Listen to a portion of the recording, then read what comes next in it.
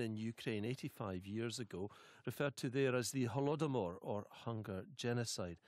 The ceremony was performed by Ukraine's ambassador to the UK, N.Galibarenko. I took the opportunity for an in-depth discussion with her. We talked about Ukraine's current efforts to move closer to Europe and further from Russia. But first, the Holodomor and the Scottish connection.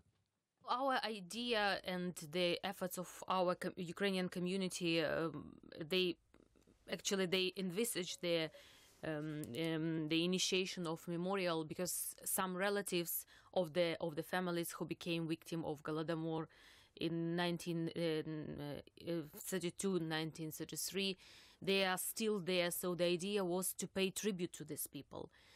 And of course, we will not return the lives, but at least we will be also raising public awareness about the events of that time. Because what I feel, unfortunately, is that many Western societies, not only the British one, they evidently lack the knowledge about the Holodomor. So the idea is to raise public awareness, and then also for our Ukrainian community then to have a special place where every year we will be united and speak about the tragedy of Holodomor. And tell me just a little bit about the Ukrainian community in Scotland then. Where does it come from, and what are they doing now?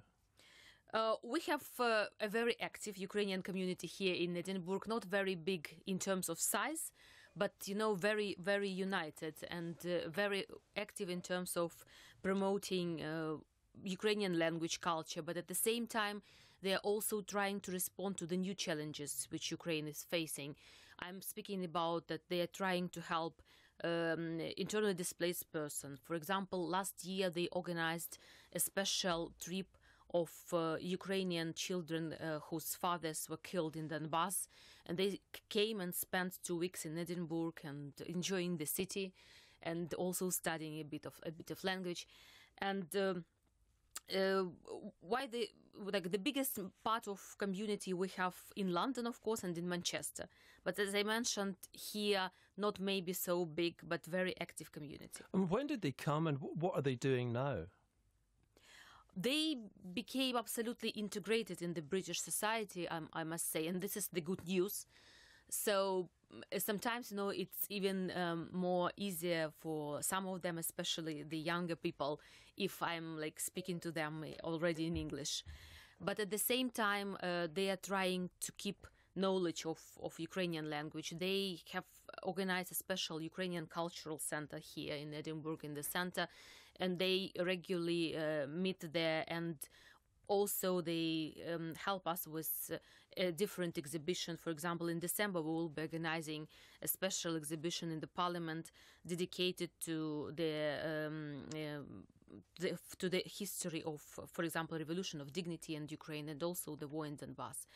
And their predecessors, some of them, in majority part, they came after the Second World War and stayed here, and I think they are contributing very much also to the Scottish society. We'll maybe get on to the war in Donbass in a little while, but tell me more about the Holodomor and why you think it's not recognised so much in the West. I mean, in brief, it's a human-induced, a man-induced famine in which millions, tens of millions, died. Why do you think it's not recognised more fully in the West? No, as for now, we have 17 countries who already recognized the tragedy of Holodomor, including Canada and the United States, by the way. So I cannot say that there are only a few. 17, it's already a good number. As regards UK recognition, so in this country this is up to the UK government, not the parliament, to recognize the Holodomor. And just recently, when we organized a special public debate in Westminster about the Holodomor, and Pauline Latham presented a case as a motion of Holodomor, the response of the government was that, in fact, they cannot recognize Holodomor as such, because only 2 precedents which were made in the middle of 90s was about Rwanda and Srebrenica, and in both cases So the decision of the UK government was preceded by the decision of the International Court. So that is like the major ground for the UK government to recognize it. And are the reservations really about whether this becomes a nationalistic idea, that the starvation itself, the famine itself, was particularly against Ukraine because of Ukrainian nationalism? Or is it for some other reason? We have already the fact established and confirmed by archives and by our historians that the main reason of Holodomor was not a bad climate conditions or the poor harvest as it was described by the Soviet historians in their time. That was a special political operation. So man managed famine against the peasants, the class of Ukraine who was at the time very independent, and Stalin was afraid that the peasants as a class will become a special source of like Ukrainian nationalism. At some point they will challenge the Soviet regime. But it was a political act to get rid of those peasant farmers, perhaps, or to collectivise the farms, and that went wrong. But many people might say that there was starvation, there was famine in lots of agricultural areas in southern Russia, in the Caucasus and elsewhere, and that it wasn't specifically against the Ukrainian people. I will disagree, because again, when looking at the figures of Holodomor, so you cannot, the bad harvest and bad weather conditions, and also the facts that the famine, but not at this large scale, is in Ukraine, affected Belarus and some territories in Kazakhstan. But again, it cannot be the main reason, because if we estimate like roughly, because the exact data is not still known, like up to 6-7 million people died as a result of Holodomor. So it's quite evident that it cannot be just for some natural problems like a harvest or bad weather conditions.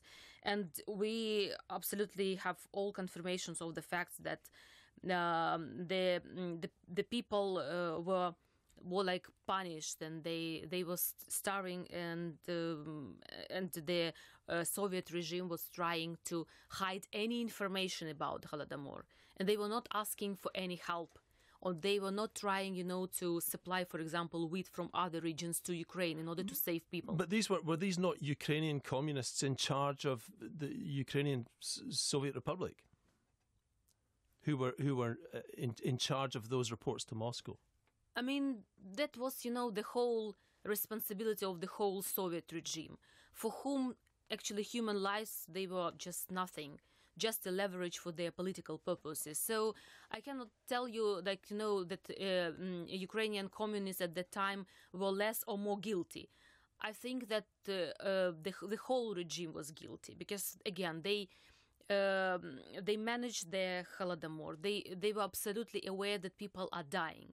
They were absolutely aware that they can stop it just by managing a bit their supply of wheat and food. But instead of that, they were trying to hide any information and to create, an image of the Soviet Union that everything is okay in the Soviet Union and people are flourishing. At the end of the Soviet Union, in 1991, when Ukraine becomes a separate country, but linked very much to Russia, what happened between there and 2013, 2014, with the outbreak of effectively civil war in Ukraine? First, we don't have any civil war in Ukraine. The conflict in the Donbass. Absolutely. The conflict in the Donbass is not in any way a civil conflict. This is a conflict inspired by the Russian Federation, and we have Russian regular troops on our territory under Russian command. So, but there are militias of Russian-speaking Ukrainians, aren't there? Of course, some separatists, as we call them, they cooperate with Russia. But this doesn't give us a reason to say that this is the internal conflict. This is the conflict, again, inspired by the Russian Federation. And if there would be no Russian troops or Russian heavy weapons or Russian commanding on our territory, there would be no conflict at all, believe me. Well, where did it come from, between that time of 1991 and 2013, 2014. What went wrong in Ukraine? I can't say that something was wrong in Ukraine. I mean, the country was, of course, in the period of turbulence since the independence, but this is quite usual for any young democracy. We gave up with the Soviet Union, but we inherited everything Soviet. I mean, culture, political system, non-market economy, and all this like outdated stuff. So for the political leadership and for the population, it was quite a challenge to cope with that and try reforming the country. I think that we slowed down, I mean, especially in comparison with Eastern European countries who were also like under the Soviet influence. And that's still the problem that we are trying to reform now. So that's why there are so pending crucial reforms like healthcare, like land reform, like pension reform, because for 25 years, nothing crucial has been done in these spheres. So in 3 years, we are trying to accelerate as much as possible and to do our homework. Was it a mistake to move so quickly to get into the European sphere of influence rather than to leave Moscow's sphere of influence? In other words, to start the process of discussions with the European Union and trade relations with the European Union, which led to the Euromaidan in 2013? No, my opinion is just that on the opposite. So I'm absolutely convinced that we should choose the European option and European integration even much earlier, so to say. And that was the problem of Ukraine. I think that in the political sphere for years we were in the mood of hesitation. So we were trying to be close with the European integration, but at the same time we were trying to keep as close as possible our relations with Russia. And that actually became the source of problem. So from the very beginning, I think the European integration is the major engine of reforms for this country. And if we would like to build democratic society and real market economy and also very social economy, I mean, friendly towards people, so we should be taking on board European standards.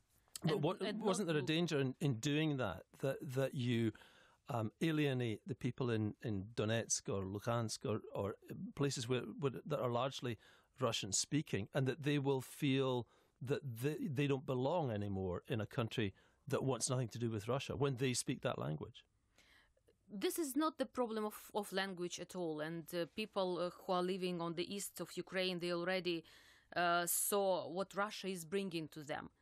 Tanks, poverty, the problems that the majority of people from Donbass, they already abandoned their homes, their business, everything. So there are many people that lost everything. So this is about like Russian world, so to say. And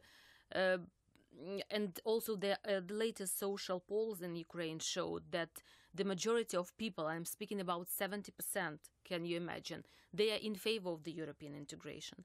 And even the support for NATO is just around 40-45%.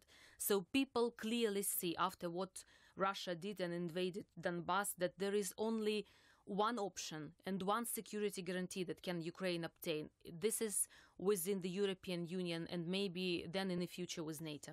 But the European Union didn't actually come to Ukraine's aid, did it? When in 2013, 2014, when the conflict started, the European Union could do nothing to help. I don't agree with you absolutely. They were helping us. I mean, they were not interfering, so to say, because they from the very beginning they said that this is up to the Ukrainian nation to decide.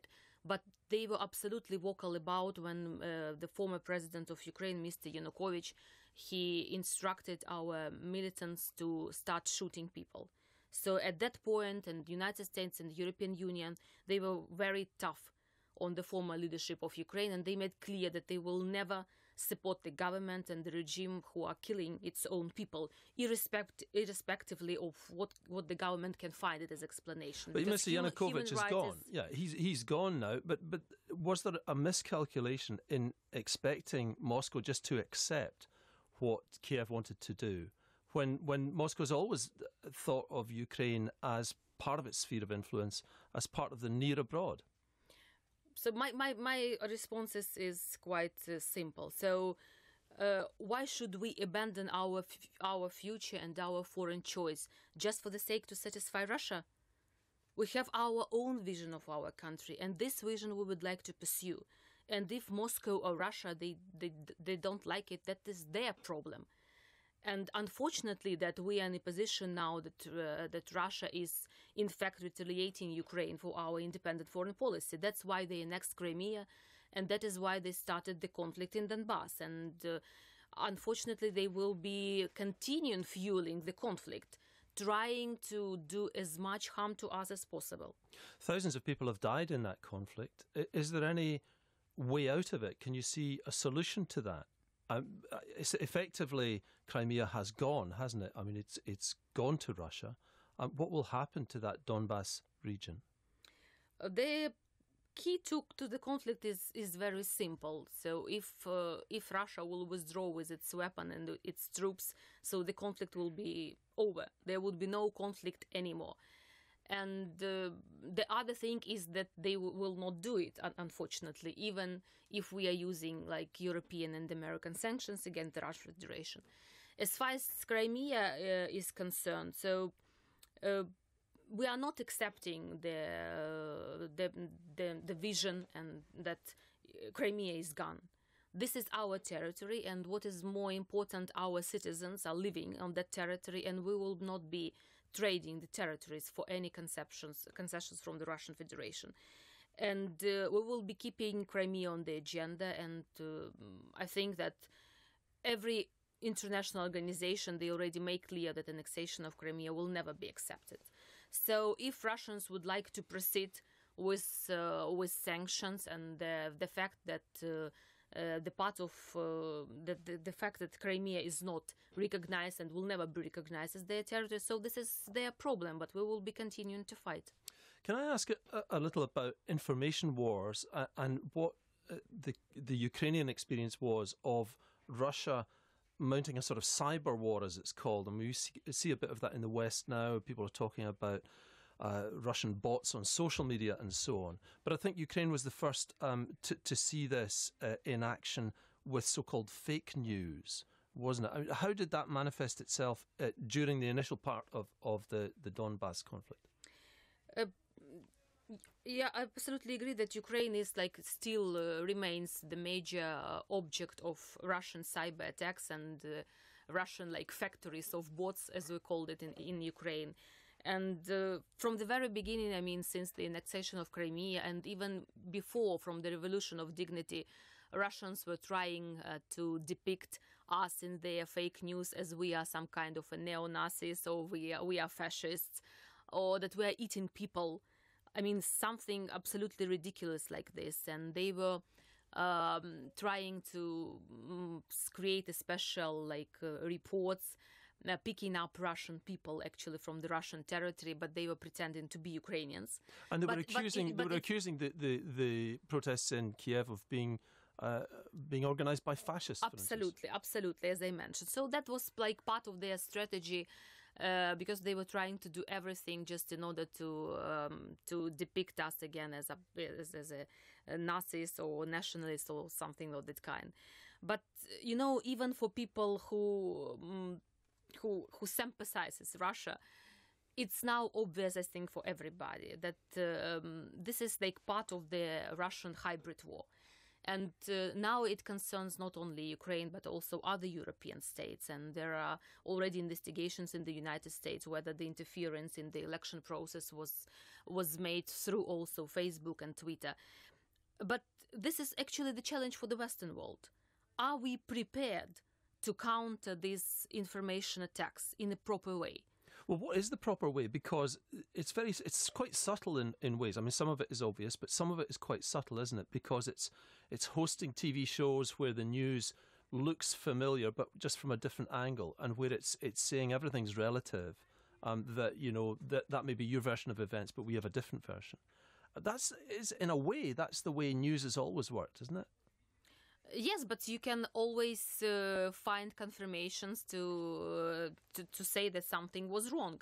For example, just recently, the BBC Russian service made a very good comprehensive report and review about the Russian fake news, and they were even comparing the photos which were used in different information pieces on the Russian television about Ukraine, and the same piece, I mean, with the same building, can you imagine, was used for example, for when they were covering events in Syria.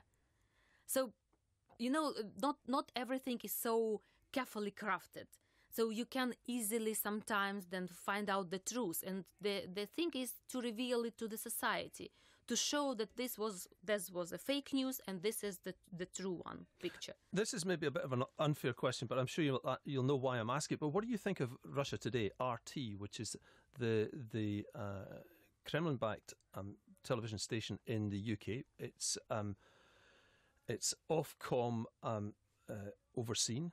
So it's in the same status as lots of other TV stations. And it has a show on it now from our former First Minister, Alex Salmond. Do you think that was a wise thing for him to do?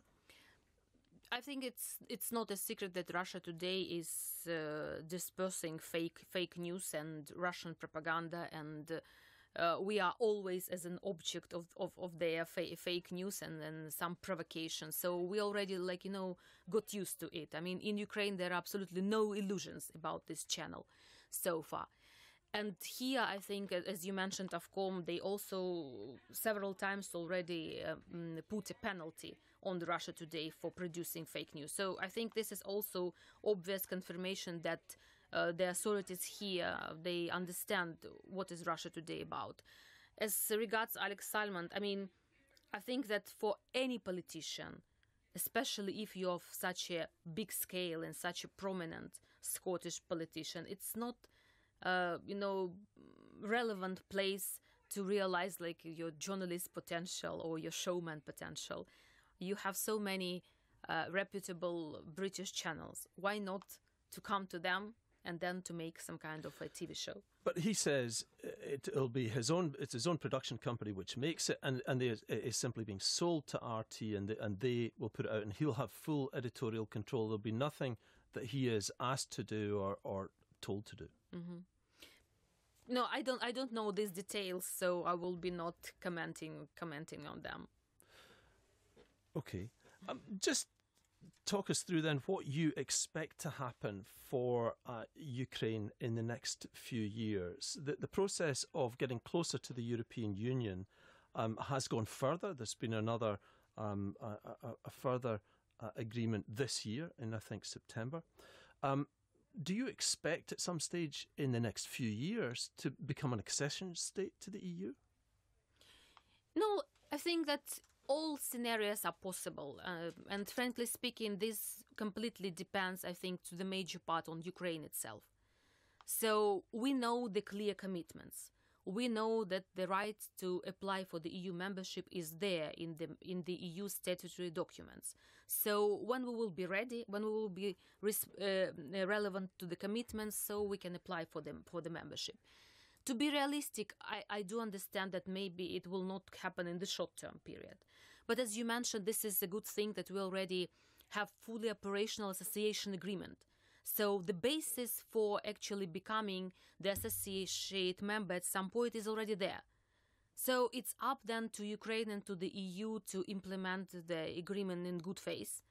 And then at some point, I think when our relations will be going to another level, so any possibilities are there. And what sort of EU will it be at that stage as this process of integration and becoming closer continues? Because Britain will be out. There may be a very different Germany coming. The EU itself may be in crisis with the euro. No, I think that we can, of course, theoretically, discuss how the possible scenarios. But, as practice show, any organization, I think, it experiences some stages of ups and downs. It's quite natural. So the UK, yes, is preparing to withdraw, and I think it is a major challenge now for both sides, not only for the UK but also for the European Union, because there would be some period, of adjustment also after the actual Brexit.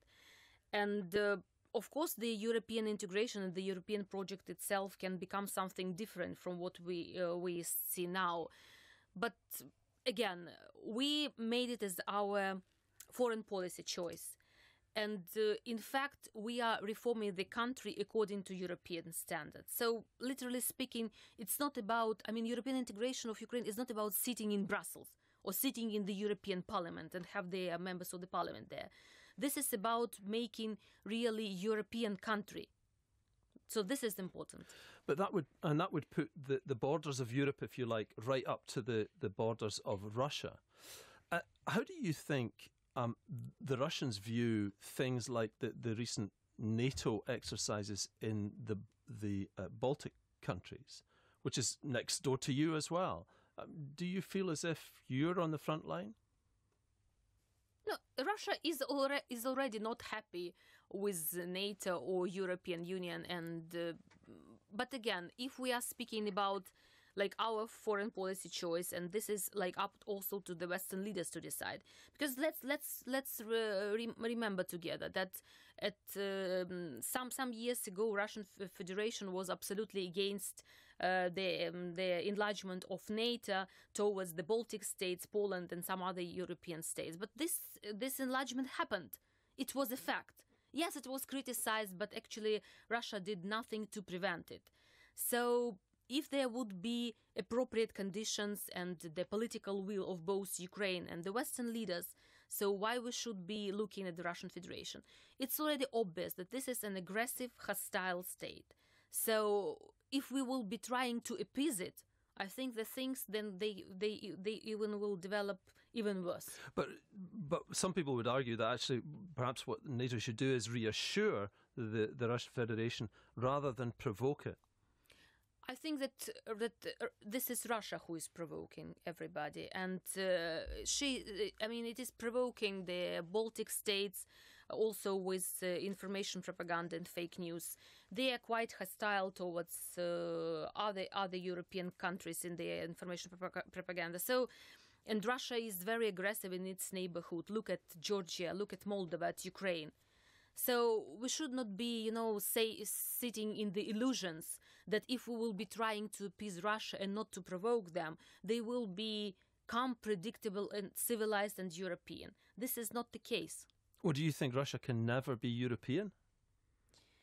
I'm quite skeptical about this in the short run, because they clearly choose their political leadership, and the present political leadership has full support of the Russian Federation. So I don't see any preconditions now for that Russia will become in the short run some other state as we have it now. And that's why we should be taking it into account and understand that this status quo, that it will be remained for some time now. And at the heart of a lot of this, for Russia and I suppose for Ukraine too, is economics. For a country to progress, it has to get richer.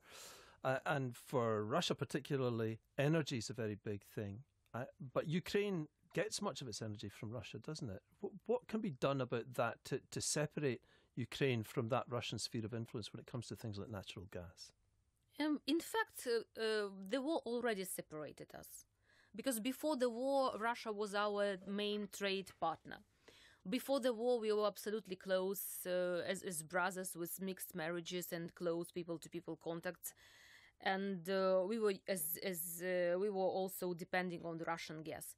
But the war changed everything, as I said. So we are not anymore buying Russian gas. So we are only transmitting it through our territory to the European states. So we cut absolutely our trade. So our now major trade partner is the European Union, not the Russian Federation. And also to make our life even harder, the Russian Federation also put an embargo on the transit of their territory. I mean, when the Ukrainian experts were coming, for example, to the Central Asia, they were crossing usually the territory of the Russian Federation.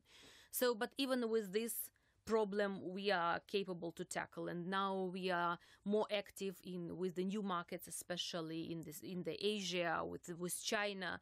with the European Union, just in order to replace the unpredictable Russian market. So, as I said, war put everything in place, and we cannot be close economically or in energy if we have our people being killed in Donbass.